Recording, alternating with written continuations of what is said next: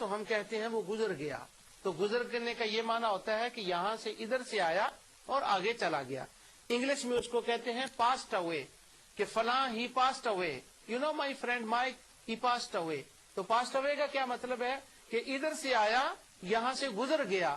یعنی ہر زبان میں جب آپ یہ کہیں گے, خواہ وہ مشرک دہریے اس کو مانے یا نہ مانے, یہ اقرار نہ کریں کہ قبر کے اندر زندگی ہے, لیکن لفظ ضرور ایسا استعمال کریں گے جس سے یہ ثابت ہو جائے گا کہ مرنے کے بعد انسان فنا نہیں ہوتا, اس کو بقا ہوتی ہے. عالم برزخ میں اس کو اگر برا ہے تو عذاب ہے, اچھا ہے تو اس کو راحت ہے. تو وہ بھی پاسڈ اوے کہے گا. ایک مثال میں اور دے دوں آپ کو, مثالوں پر میں آپ کا زیادہ وقت نہیں لینا چاہتا. ایک عورت ہے, اس کا ایک نوجوان بیٹا فوت ہو گیا. فرض کر لیں اس کا نام امام الدین ہے, اس کے بیٹے کا. تو اس کا جسد اس کے سامنے پڑا ہوا ہے. تو وہ کہتی ہے ہائے میرے امام دین تو کہاں چلا گیا, حالانکہ امام دین تو سامنے پڑا ہوا ہے. یعنی وہ کہتی ہے کہاں چلا گیا. تو اس کا مطلب یہ ہے کہ وہ اس کو فنا نہیں کہہ رہی. اللہ تعالیٰ نے انسانوں کی زبان کے اندر یہ جاری فرما دیا کہ وہ کوئی انسان جب بولے تو وہ یہ نہیں کہتا کہ بندہ مر کر کلیاتاً مر جاتا ہے. ہاں یہاں موت آتی ہے, کہیں اور جگہ وہ جا کر طلوع ہو جاتا ہے سورج کی طرح. تو یہ مشرکوں کا عقیدہ تھا کہ قبر کی زندگی نہیں ہے, حشر کی زندگی نہیں ہے. اہل ایمان کا یہ عقیدہ ہے کہ پیچھے بھی زندگی تھی, آگے بھی زندگی ہے. اب میں پچھلی زندگی کی ایک دو آپ کو مثالیں دے دیتا ہوں, اور ایک بڑی باریک بات میں اور عرض کر دوں. اس کی تفصیل تو آگے جا کر میں عرض کروں گا, بہت ہی باریک ہے. ایک زندگی ہے عالم ارواح کی اور ایک زندگی ہے دنیا کی. ان دونوں زندگیوں کو ایک زندگی کہا گیا ہے. اسی طرح قبر کی زندگی اور حشر کی زندگی, گننے میں وہ زندگیاں دو ہیں لیکن حقیقتاً وہ ایک ہی زندگی ہے. جیسے عالم ارواح سے ایک زندگی شروع ہوئی اور اس کا اختتام موت پر ہوا, اسی طرح مرنے کے بعد قبر سے زندگی شروع ہوگی اور اس کا کوئی اختتام نہیں ہوگا. تو یہ دونوں بڑی باریک بات ہے, میں اس کی تفصیل میں نہیں جانا چاہتا, آگے چل کر اس کی تفصیل میں عرض کرتا ہوں. پہلی زندگی عالم ارواح کی زندگی ہے کہ اللہ تعالیٰ نے پیدا فرمایا ارواح کو. یہ میں تفصیل نہیں بتاؤں گا, صرف میں اشارے کر رہا ہوں کہ اللہ تعالیٰ نے جب ساری ارواح کو پیدا فرمایا, حضرت آدم علیہ السلام کے پیچھے رکھا, تو اللہ تعالیٰ قرآن میں سورہ اعراف میں اس کا تذکرہ فرماتا ہے آیت 172 اور 173 میں کہ وَإِذْ أَخَذَ رَبُّكَ مِن بَنِي آدَمَ مِن ظُهُورِهِمْ ذُرِّيَّتَهُمْ وَأَشْهَدَهُمْ عَلَىٰ أَنفُسِهِمْ أَلَسْتُ بِرَبِّكُمْ قَالُوا بَلَىٰ.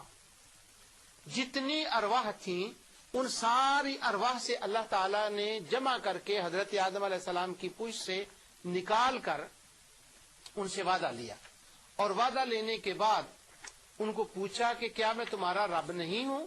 تو ان سب نے کہا کہ ہاں تو ہمارا رب ہے. الست بربکم, انہوں نے کہا تو ہمارا رب ہے. تو اس آیت سے یہ ثابت ہو رہا ہے کہ جب ہم پیدا نہیں ہوئے تھے اس وقت پیدا ہونے سے پہلے ہمارے اندر زندگی تھی, شعور تھا, اور ہم اللہ کے حضور اس سے کلام کیا کرتے تھے.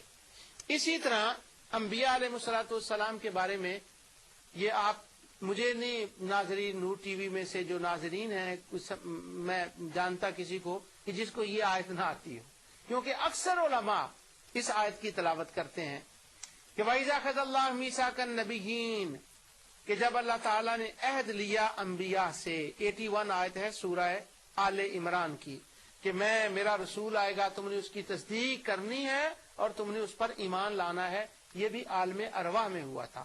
تو مقصود میرا اس وقت یہ ہے کہ ہاں وہاں زندگی تھی, اور وہ زندگی چلنے پھرنے بولنے کلام گفتگو کرنے والی زندگی تھی.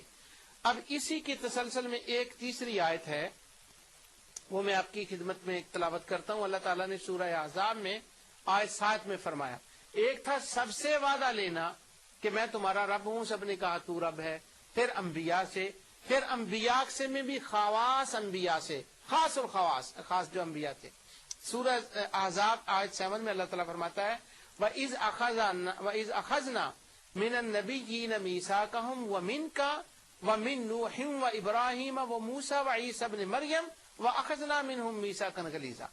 اے حبیب یاد کیجئے جب ہم نے انبیاء سے ان کی یعنی تبلیغ و رسالت کا عہد لیا اور خصوصاً آپ سے عہد لیا، ومن کا آپ سے عہد لیا، ومن نوح اور نوح سے، ابراہیم سے اور موسیٰ اور عیسیٰ علیہ السلام سے عہد لیا، وَأَخَذْنَا مِنْهُم مِّيثَاقًا غَلِيظًا اور سب سے ہم نے پختہ عہد لیا۔ یہ آیت میں نے اس لیے تلاوت کی ہے کہ اگر انبیاء کی آپ یوں ان کا ترتیب دیکھیں دنیا میں تشریف لانے کی تو نوح، ابراہیم، موسیٰ، عیسیٰ علیہ السلام آئے ہیں، پر جب عالم ارواح میں عہد لیا گیا تو اللہ تعالیٰ فرماتا ہے وَمِن کا، اے حبیب سب سے پہلے میں نے تجھ سے عہد لیا۔ تو قاضی شوکانی، امام طبری، ابن کثیر، تمام مفسرین نے اس آیت کی تفسیر میں لکھا ہے کہ چونکہ نبی کریم صلی اللہ علیہ وسلم کو اللہ نے ساری کائنات سے پہلے پیدا فرمایا تھا، اس لیے اللہ نے اس آیت میں فرمایا کہ ابھی میں نے تجھ سے پہلے وعدہ لیا تھا۔ تو یہ خاص جو انبیاء ہیں جن کو اولو العزم رسول کہا جاتا ہے ان کا بھی ذکر آ گیا کہ اللہ تعالیٰ نے ان سے بھی وعدہ لیا ہے۔ اب ایک تھا وہ زندگی جو عالم ارواح کی زندگی تھی، تو یہ زندگیوں کے اگر نام کے حساب سے میں بتاؤں، ایک تو یہ ہے کہ عالم ارواح سے لے کر دنیا کی موت تک ایک زندگی، اور پھر قبر سے لے کر آخر تک دوسری زندگی، اور اگر ان کو ذرا ڈیٹیل میں تقسیم کر لیں تو یوں بن جائے گا ایک عالم ارواح کی زندگی، ایک عالم دنیا کی زندگی، ایک عالم برزخ کی زندگی اور ایک عالم آخرت کی زندگی۔ اس طرح بھی تفصیل سے کہہ سکتے ہیں، اور مختصراً کہنا ہو تو جو میں نے پہلے کہا ہے وہ زیادہ موزوں اور مناسب ہے، کیونکہ اس طرح کہنے سے ایک خوارج کے اعتراضات بھی ختم ہو جاتے ہیں، بی کے بھی ختم ہو جاتے ہیں، سی کے بھی ختم ہو جاتے ہیں، بس وہ جھاڑو پھر جاتا ہے اگر وہ بات ذہن میں رکھی، اس لیے میں نے اسے باریک بات کہا تھا۔ تو عالم ارواح کی زندگی قرآن سے ثابت ہے۔ اس کے بعد ہم اس دنیا میں آتے ہیں، تو جب اس دنیا میں آئے اللہ تعالیٰ نے ہمیں ایک موقع دیا، وقت دیا دنیا میں رہنے کے لیے، اس کے بعد ہمیں موت آ گئی۔ لیکن جب موت آتی ہے تو انبیاء اور صالحین جو ہیں ان کی موت آنے کے بعد اللہ تعالیٰ خصوصاً انبیاء علیہ السلام جو ہیں ان کے جو اجسام ہیں ان کو بھی محفوظ فرماتا ہے، وہ بھی محفوظ رہتے ہیں، اور کبھی ان کا مشاہدہ دنیا میں بھی ہو جاتا ہے۔ جس طرح حضرت سیدنا سلیمان علیہ السلام کی زندگی کا مشاہدہ، ان کی جسم کا مشاہدہ ہمیں قرآن میں ملتا ہے۔ اللہ تعالیٰ ارشاد فرماتا ہے فَلَمَّا قَضَيْنَا عَلَيْهِ الْمَوْتَ مَا دَلَّهُمْ عَلَى مَوْتِهِ إِلَّا دَابَّةُ الْأَرْضِ تَأْكُلُ مِنْ سَأَتَهُ فَلَمَّا خَرَّ تَبَيَّنَتِ الْجِنُّ أَن لَّوْ كَانُوا يَعْلَمُونَ الْغَيْبَ مَا لَبِثُوا فِي الْعَذَابِ الْمُهِينِ۔ پھر جب ہم نے یعنی اس پر سلیمان علیہ السلام پر موت کا حکم نازل فرما دیا، ان کو موت آ گئی، اور اس کی موت کا جنات کو نہ پتا چلا۔ جب ان کی انٹل کہ وہ جو ان کا عصا تھا اس کو وہ ایک جو ہوتا ہے کیڑا اس نے کھا لیا، گن کے کیڑے نے کھا لیا، پھر ان کا جسم زمین پر گرا تو ان کو معلوم ہو گیا۔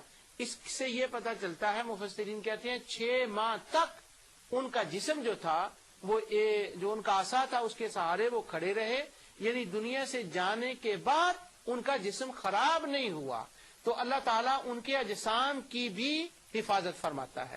آگے اللہ تعالیٰ نے فرمایا اللہ کانوا یعلمون الغیب، اگر وہ جن غیب جانتے ہوتے تو ان کو پتا ہوتا اور وہ اس تکلیف میں نہ پڑتے، کیونکہ وہ جن سمجھ رہے تھے کہ یہ ابھی زندہ ہے تو وہ مسجد اقصیٰ کا کام کمپلیٹ کرتے رہے۔ تو اس سے یہ میں نے صرف اخذ کیا آپ کو بتانا ہے کہ انبیاء کے اجسام بھی محفوظ ہوتے ہیں، اور نبی کریم صلی اللہ علیہ وسلم کی حدیث ہے جس کو تفصیل سے میں آگے چل کر کروں گا، ان اللہ حرم علی الارض ان تاکل اجساد الانبیاء، اللہ نے حرام کر دیا کہ وہ انبیاء کے جسم کو کھائے۔ ہاں ایک اور جسم بھی ہے دنیا کے اندر، وہ ہے فرعون کا جسم، جس کو اللہ تعالیٰ نے عبرت کے لیے رکھا ہوا ہے۔ فَالْيَوْمَ نُنَجِّيكَ بِبَدَنِكَ لِتَكُونَ لِمَنْ خَلْفَكَ آیَةً، وہ عبرت کے لیے ہے، اس کا مسئلہ اور ہے۔ یہاں حضرت سلیمان علیہ السلام کے جسم کو اللہ تعالیٰ نے محفوظ رکھا، اسی طرح اللہ تعالیٰ نے حضرت دانیال علیہ السلام کے جسم کو محفوظ رکھا، جس کا ذکر تاریخوں میں آتا ہے، اور حافظ ابن کثیر نے البدایہ والنہایہ کی پہلی جلد میں جہاں انہوں نے انبیاء کا ذکر کیا ہے اور اس میں انہوں نے اس کا ذکر کیا، اور سیرت النبی کے اندر بھی اس کا ذکر کیا انہوں نے کہ حضرت دانیال علیہ السلام